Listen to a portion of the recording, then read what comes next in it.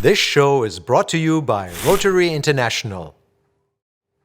Service above self.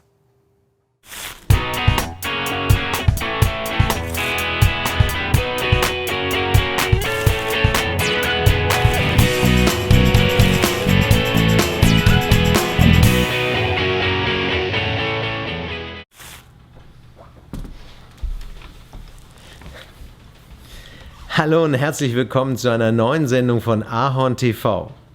Wir haben für euch einen Zweiteiler vorbereitet mit Dr. Uwe Boll. Ja, er ist Doktor übrigens in Literaturwissenschaften. Viele von euch kennen ihn aber als Producer, Writer und Director. Und seine Filme sind wie Far Cry mit Til Schweiger oder Im Namen des Königs mit Jason Statham, Teil 2 mit Dolph Lundgren oder eines seiner neuesten Projekte ist Bailout.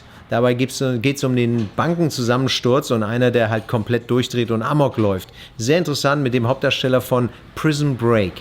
Jetzt geht der Postal 2 an und geht aber einen recht unkonventionellen Weg, nämlich über Crowdfunding will er das Projekt anschieben.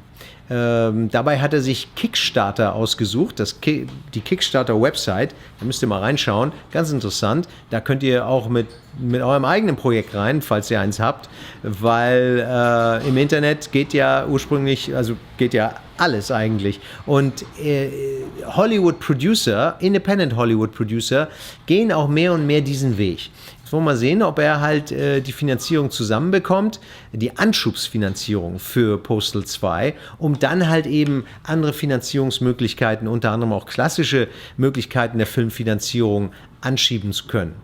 Ja, also das ist auch der Grund, warum wir ihn interviewt haben.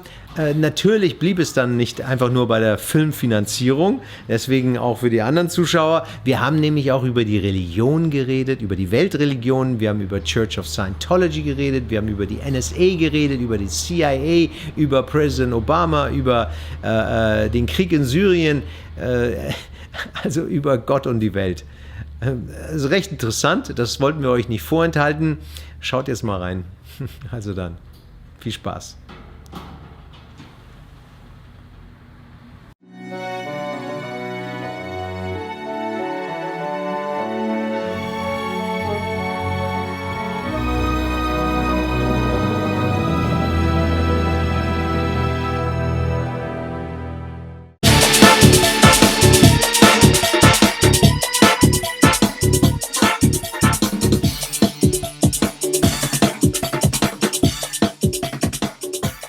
Starting with another Postal?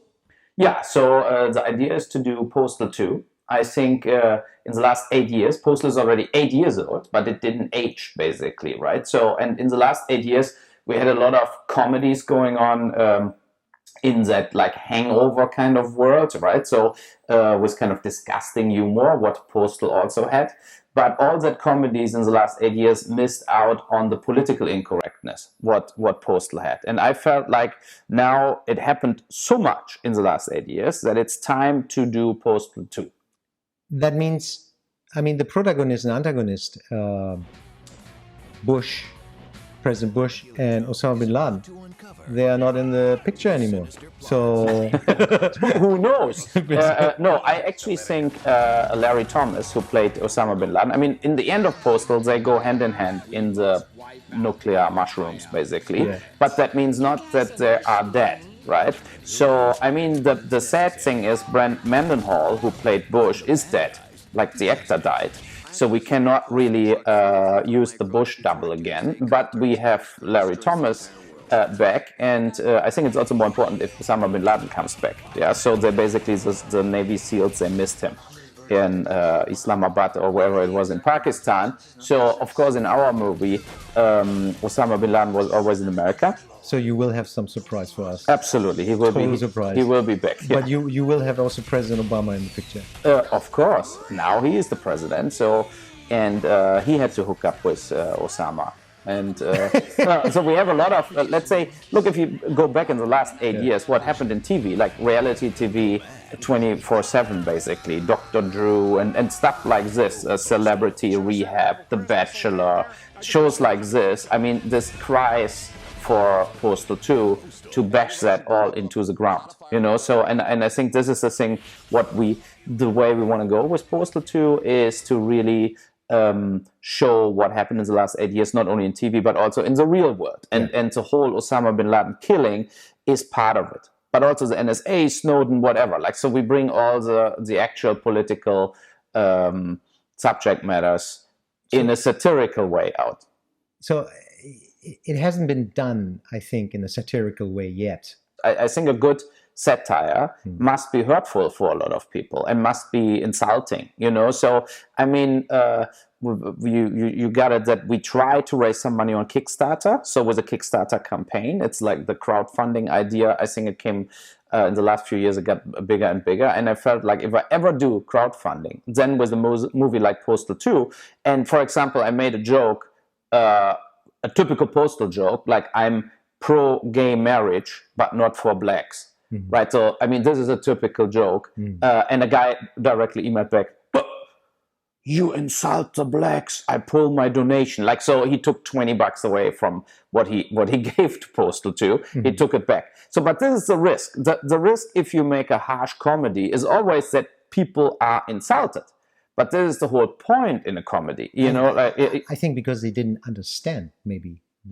There's the thing. I look like truth behind it. Absolutely, and it shows like when I did the theatrical tour with Postal 1, where we got boycotted from the theaters, and in the end we were running only in 6 theaters instead of thousands of theaters, because the people were and AMC and Regal and so on, they were all scared to show the movie, and I think it's in a way a good sign for a movie if it's so controversial that nobody wants to show it, but it's also a bad financial disastrous sign if then the political correctness of the distributors are basically blocking the movie, right? So, and I mean, when I did the tour, I always said, no races, no religions, no nations. And what I think what they didn't get was, of course there are races, of course there are religions, of course there are nations, but what I don't want is that people getting prejudged, whatever color they are, wherever they come from and whatever. And I think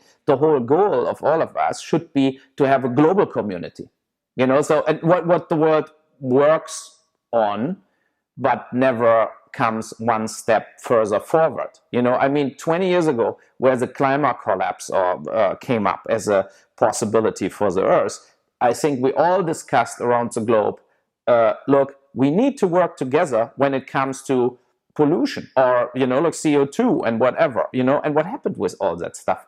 Nobody cares. People say, forget it, we have no time for it because now everybody's busy with Assad or Syria or, like other subject matters. War. I mean, like how many wars we want to have? I mean, it's crazy. So it means like I don't think we went in any positive direction in regards of political, let's say, peace or racism or whatever. I don't see progress. I see only big speeches, but nothing happens afterwards. But how can you express it? As I see it, you try to express yourself with your films, and specifically with Postal, and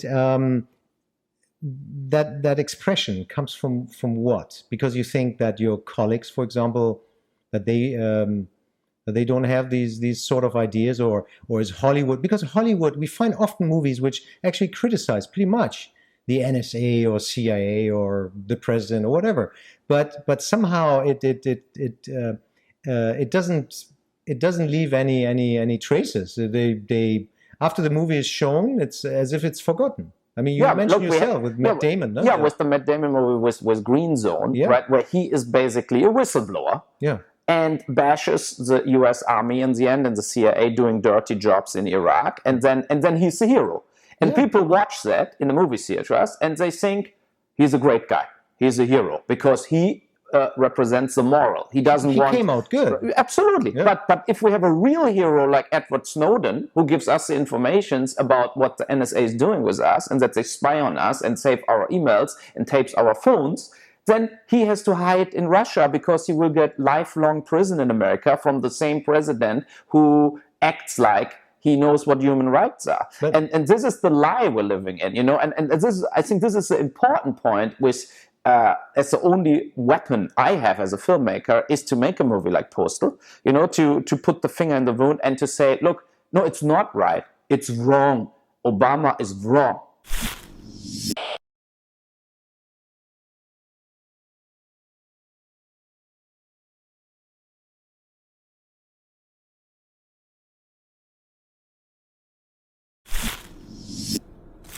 Obama is wrong.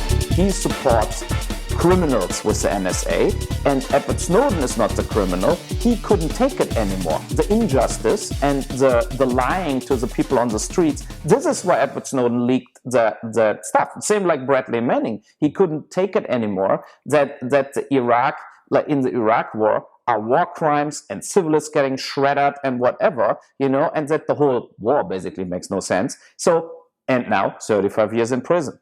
So, and I think as a human being, now we're getting a little older and so on, and you think like, no, I want basically that the good guys win.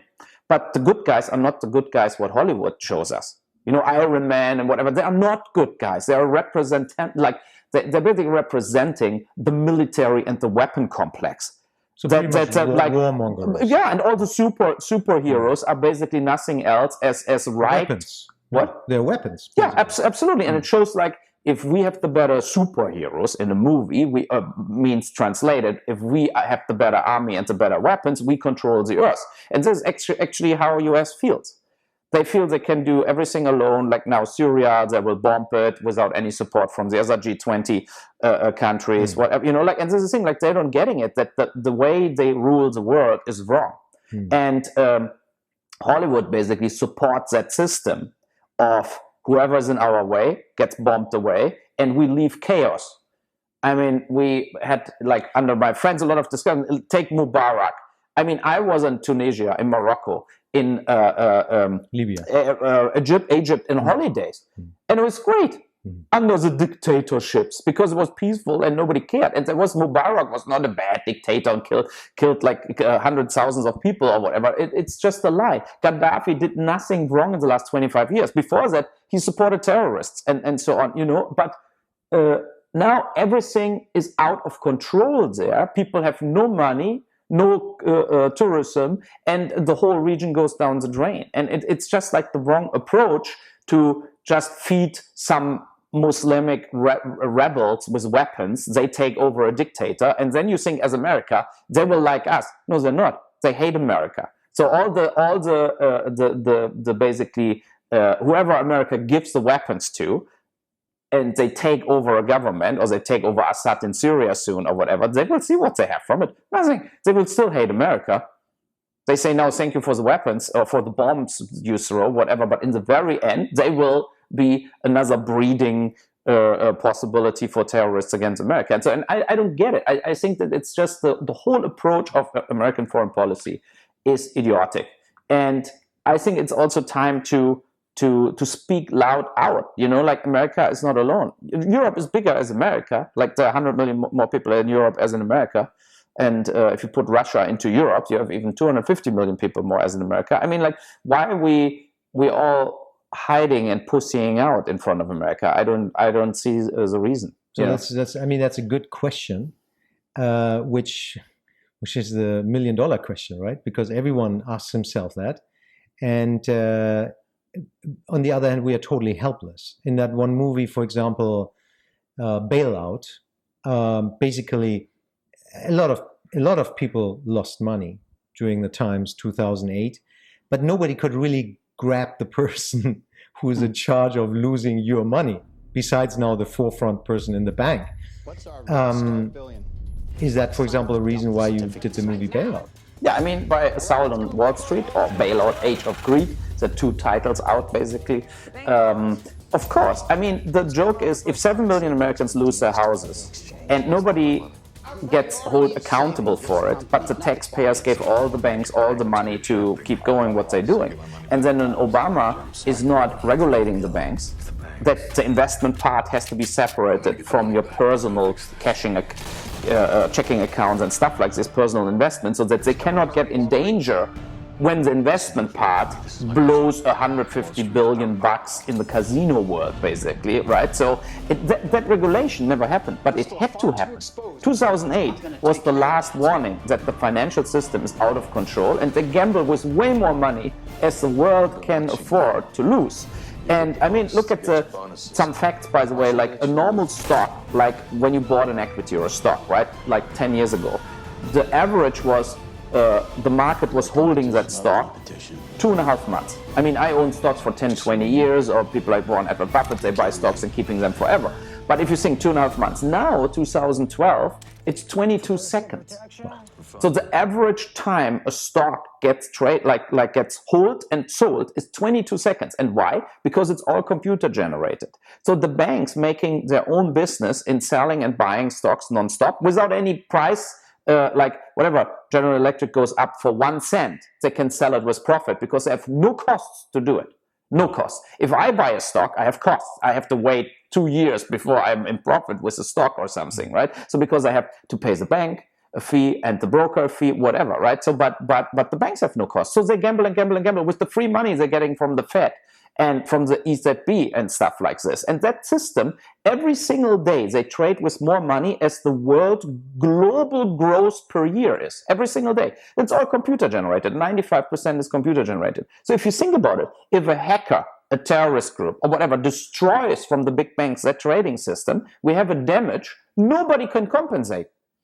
It just goes completely out of control. There's a new movie, Master of the Universe, that was running in Locarno where a UBS broker talks for 90 minutes. And he said, like, he had a computer failure at one point in 2.5 minutes, 38 million bucks gone on his desk.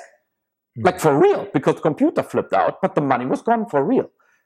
You know, so, and if you think that risk, if this would happen with the big computer or with everything at the same time, the world would be ruined. And we cannot go that risk. We have to regulate it and we have to stop that. But nobody stops it because the banks pay Obama. These are the biggest lobbyists of the Democrats, are the banks and the computer industry. And, you know, like everybody's always the Republicans, the oil industry and the weapon industry, whatever. But there are other lobbies like the banks or whatever. They are way more dangerous as the oil industry because it's way more money involved, right? So and they basically calm everybody down in the Democrat government, and it's, for me, it's not acceptable. It's so obvious what the experts said what we had to do, and we didn't did it, you know. And the same with Snowden. Why we don't have him in Germany? Why he has to hide in Russia? It's like totally. It's a joke. It's like we are scared that the US with the big baseball stick is hitting us over the head if we say to Snowden, no, you helped us, come to Germany, you can live here, right? So no, but we are pussies, basically. You know? I guess it's more protection.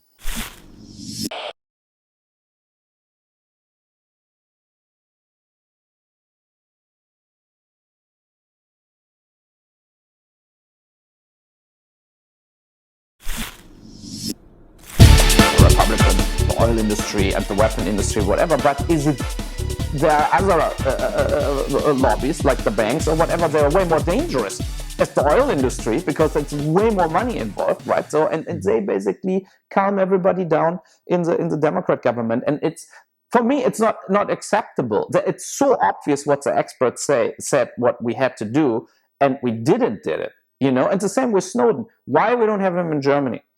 Why he has to hide in Russia? It's like totally. It's a joke.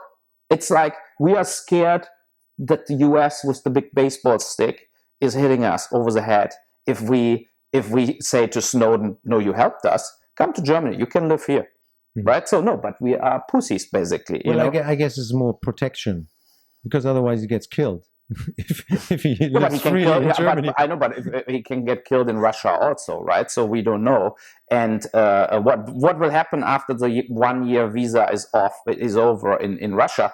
Maybe Putin trades him in against some other guys he wants out of American prison, for example, right? So I mean, it's a big risk, but I think it's really time for America to change and to cleanse themselves out from the inside out. So, but this is only one political aspect also of a Postal 2 movie, you know, but there's so much what I think needs a treatment with also a movie like Postal 2. No, it's interesting. Actually, getting back to Postal 2, why did you choose Kickstarter, a crowdfunding source platform, to finance this movie? I mean, why didn't you do it the classic way, as you usually do in the film industry? Either you go try to get some funding. No, but this is private investment. No, but this is actually what happens parallel. I mean, I cannot shoot the movie with $500,000 we raise on Kickstarter.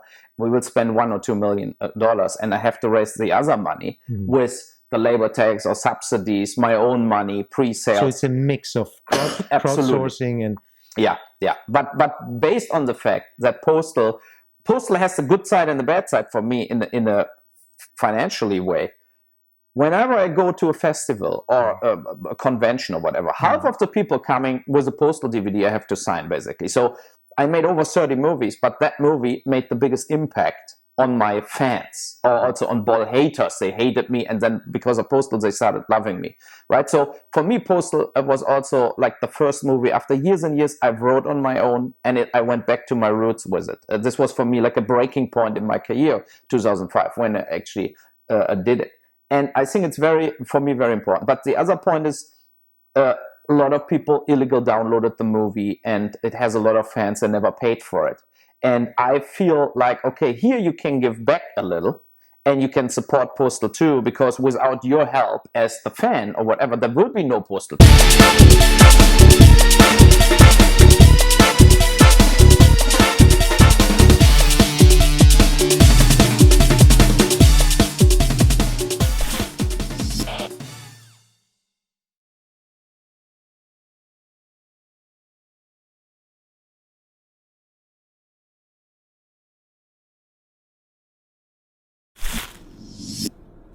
Also, das hier ist Rocky und den haben wir jetzt für ein paar Monate bei uns im Büro. Und er ist eigentlich ein ganz lieber Kerl, aber irgendwie fängt er noch nicht so richtig an zu reden, aber er kann reden. Diese Art von Papagei heißt African Grey, habe ich gehört, und soll eines der intelligentesten Tierchen sein. Unglaublich. Hey Kleiner, wie geht's? Hey. Ui. Er beißt aber.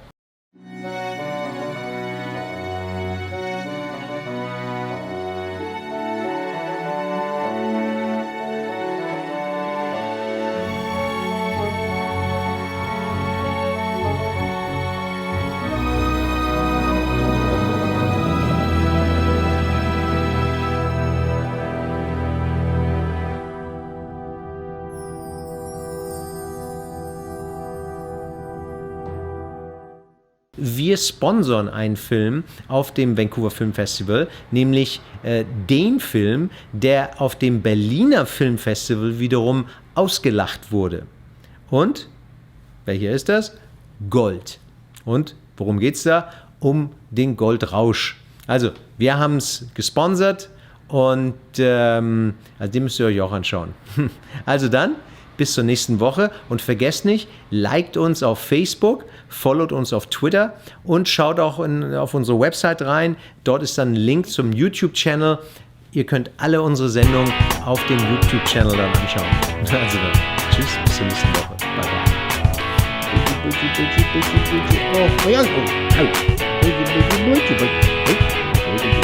sag dir mal was.